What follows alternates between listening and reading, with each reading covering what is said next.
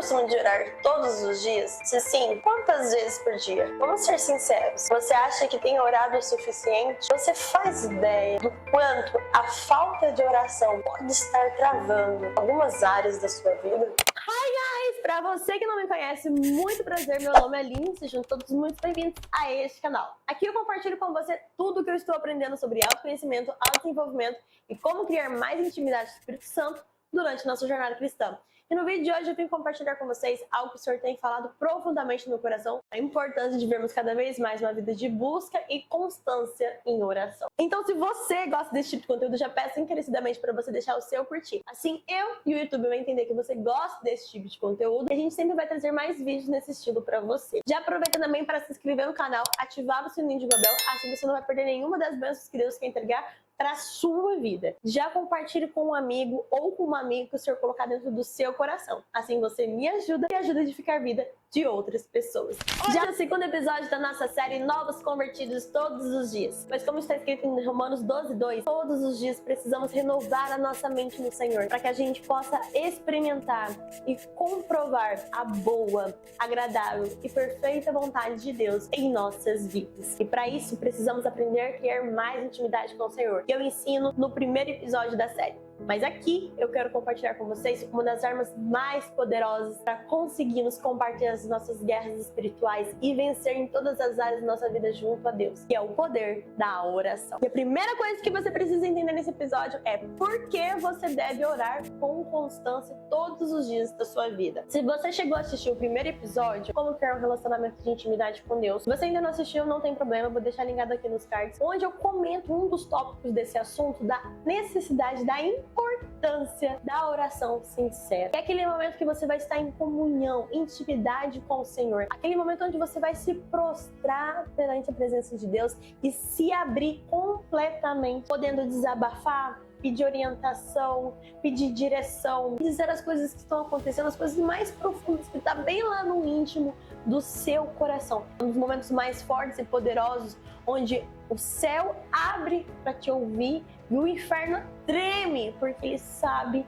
que você vai receber uma resposta poderosíssima do Pai. A oração, ela tem um poder de mover os céus ao seu favor, de transformar cenários. Quantas e quantas histórias a gente encontra na Bíblia de pessoas que foram buscar a presença do Pai e teve as suas orações atendidas. Por exemplo, Ana, que se prostrou na presença do Senhor, abriu o seu coração, pediu para o Senhor um único filho, que ela entregaria esse filho a Deus. E Ana teve Samuel. Não sei quantas vezes Elisa orou ao Senhor pedindo para tacar fogo no céu, pedindo para que não chovesse, depois pedindo para que chovesse, e sempre foi coberto pela providência divina do Pai. Daniel orava 3 vezes ao dia, porque ele sabia que se ele não orasse, não conseguiria fazer as coisas que ele tinha que fazer. A oração é uma das provas de amor mais bonita que a gente pode ter com Deus. Quando a gente ora, a gente se abre, a gente fala em sinceridade com o Senhor, a gente está dizendo: Pai, eu não consigo, mas o Senhor consegue todas as coisas. A oração é uma das armas mais poderosas para aumentar a nossa fé, porque a gente está declarando: Senhor, não consigo nada se não for para o Senhor. Então a gente coloca a nossa confiança em Deus. Quando a gente põe a nossa confiança em Deus, a gente tem que esperar, porque a fé é o firme fundamento das coisas que não se vê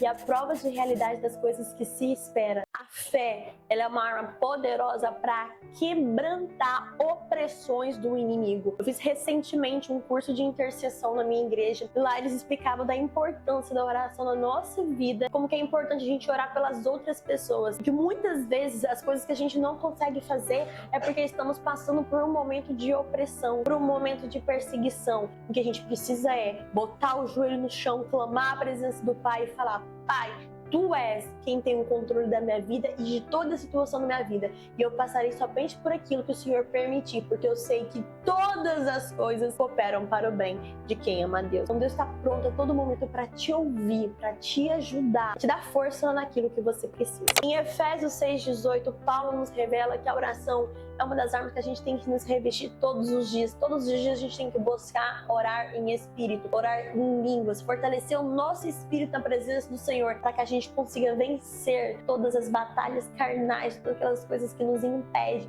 de viver o sobrenatural, os propósitos e as promessas que Deus tem para minha e para tua vida. Em nome do Senhor Jesus, eu declaro, o Senhor vai te ajudar a combater todas as coisas que você precisa através da oração. Amém. Para você que tem o costume de ler a palavra, você vai ver que vai ter vários e vários versículos na Bíblia que nos ensina que precisamos ter uma vida de constante oração. Por exemplo, lá em 1 Tessalonicenses, capítulo 5, versículo 17 diz: orai sem cessar.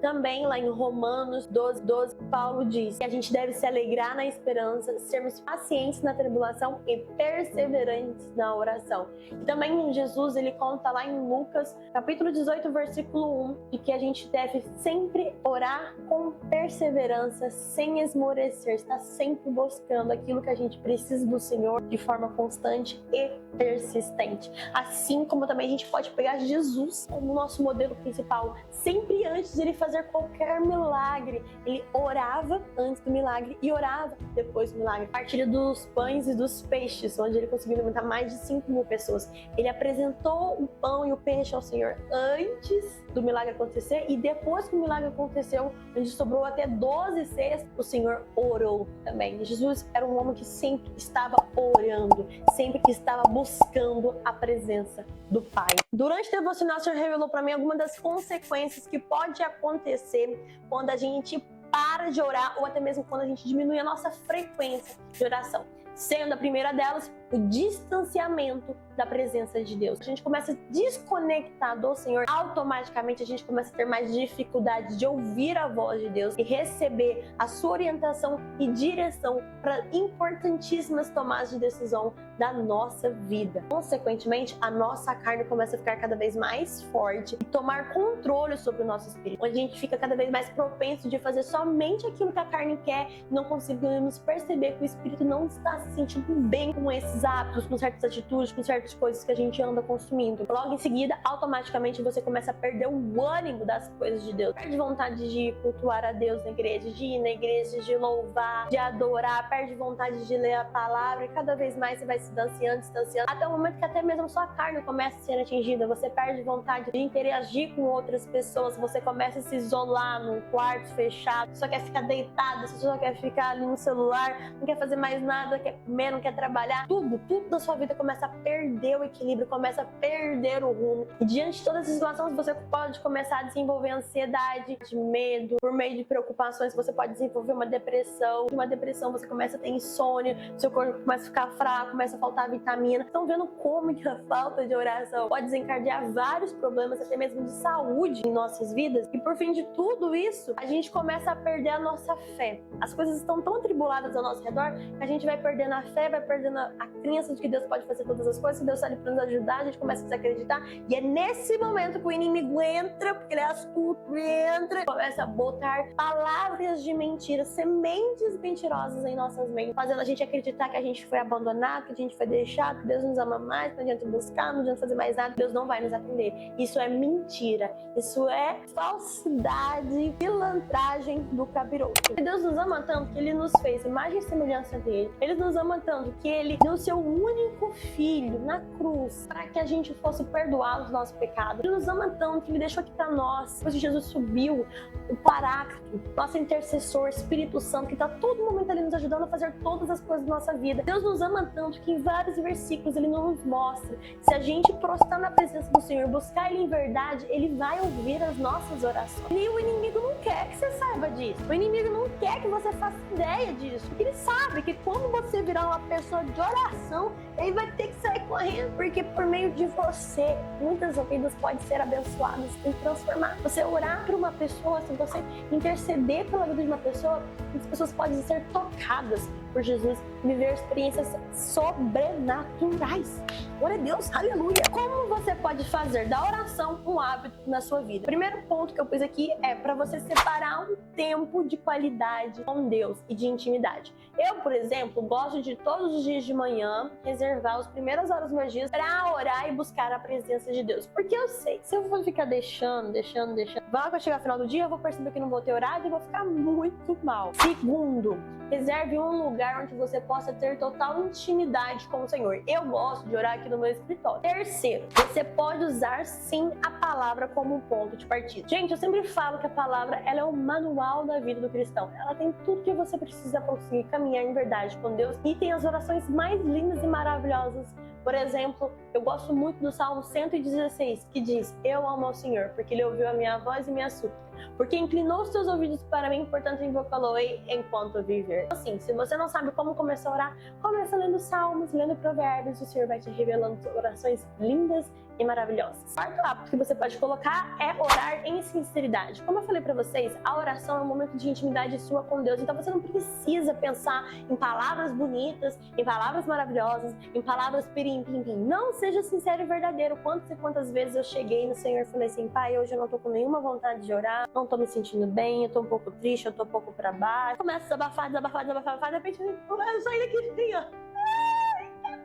Quinto hábito que você pode ter, que deu muito certo pra mim, é ter caderno de oração. O sexto hábito que você precisa ter é buscar a Deus com constância. Aí tem dia que você não vai querer orar. Você fala: Deus, eu não quero orar hoje, não tô afim. Ó, por causa disso tá acontecendo. Aí você começa a falar pra Deus, de repente você começa a adorar a Deus, de repente você fala: nossa, Deus, mas Senhor é bom, não. Sabe, o Espírito Santo vai falando com você. Sétimo hábito que você precisa ter, inclusive facilita muito a sua vida, é buscar a ajuda do Espírito Santo. Quantas e quantas vezes que eu fui fazer alguma coisa, fui orar ao Senhor, falei: Espírito Santo, me dá as palavras certas para que eu possa orar, para que eu possa tocar o coração de Deus, porque eu, às vezes nem sempre eu sei que realmente eu quero pedir. O Espírito Santo vem e me ajuda. Convido você a pegar a sua Bíblia ou anotar para depois você ler esses versículos. Está em Mateus capítulo 7, versículo 7 ao 8. Pedi e dar-se-vos-á, buscai e achareis, batei e abre-se-vos-á. Pois todo o que pede recebe, o que busca encontra, e a quem bate abrir-se-lhe-á. Aqui o Senhor está nos falando que tudo que a gente pedir, buscar nele, bater a porta para nos encontrarmos com Ele, Ele vai nos atender. Tem um outro versículo também que eu gosto muito, que é lá em Jeremias, capítulo 29, do versículo 11. Eu é quem sei pensamentos que têm a vosso respeito, diz o Senhor, pensamentos de paz e não de mal, para que vos dar o fim que desejais. Então me invocareis, passareis a orar a mim, e eu vos ouvirei. Buscar-me-eis e me achareis quando me buscar de todo o vosso coração. A gente tem um versículo no Novo Testamento, um versículo no Velho Testamento que diz a mesma coisa. Todo aquele que busca a presença do Senhor, Ele o encontrará. Eu quero muito que vocês entendam isso em amor. Sempre é necessário que a gente busque a presença de Deus para determinadas coisas que estão acontecendo na nossa vida. Mas é necessário que a gente entenda. A gente está ali buscando, orando, pedindo para Deus determinadas coisas, mas Ele sempre vai fazer segundo a vontade dEle. Porque Deus é quem sabe o que é melhor para nós. Às vezes a gente está pedindo uma coisa que a gente acredita que vai fazer bem pra gente, mas na verdade não vai. E o Espírito Santo nos ajuda a entender isso cada vez mais. Muitas coisas que eu pedi para o Senhor, Ele veio, atendeu, foi glória, foi bênção, foi maravilhoso. Mas muitas outras das coisas Deus me mostrou: ainda não é tempo. Porque se eu te dar agora, você vai se afastar de mim. Não é isso que eu quero, porque eu te quero pro resto da tua vida. Eu te quero aqui na terra e eu te quero aqui comigo no céu. É exatamente por isso que eu quero terminar esse vídeo com uma oração, pedindo ao Senhor por minha, por tua vida, e que em nome de Jesus sempre consigamos continuar perseverantes no caminho do Senhor. Então te convido a fechar os olhos, dar as mãos. E já venho aqui convidando o Senhor Espírito Santo para a gente encerrar esse vídeo na tua presença, na presença do Senhor. Oro para que em nome do Senhor Jesus, uma única gota do sangue de Jesus venha cair sobre o coração dessa pessoa abençoada, maravilhosa, essa pessoa próspera, abundante, cheia da presença de Deus. Oro para que o Senhor venha abrir os nossos olhos, os nossos ouvidos espirituais, para que possamos discernir aquilo que é seu e aquilo que não é teu. Já venho orando o Senhor também, papai, Pai, para que o Senhor venha guardar o nosso coração na Tua presença. Oro, Papai, para que o Senhor venha guardar essa palavra abençoada, esse momento de aprendizado abençoado, nossa mente e nosso coração, para que no momento oportuno, de acordo com a Tua glória e Tua misericórdia, possamos usá-las. Consagro, Papai, a minha boca e a boca dessa pessoa abençoada, próspera, abundante, cheia da presença de Deus, para que tudo que sair da boca dela seja para edificar, glorificar o Teu nome, em nome de Jesus. E a partir de hoje, a partir de agora, a partir desse momento, essa pessoa tenha mais força, mais vontade, mais fome, necessidade de orar na Tua presença, para a Tua honra, para a Tua glória, para a Tua misericórdia, em nome de Jesus, porque o Teu reino é o poder, a glória para sempre. Amém! Glória a Deus, aleluia! Se você gostou desse vídeo, já peço encarecidamente para deixar o seu curtir, se inscrever no canal, ativar o sininho de toda para não perder nenhuma das bênçãos que Deus tem para a sua vida, e comenta aqui embaixo para mim o que você quer ver nos nossos próximos vídeos. Vou despedindo de vocês por aqui com um beijo na testa, fiquem com Deus e fui!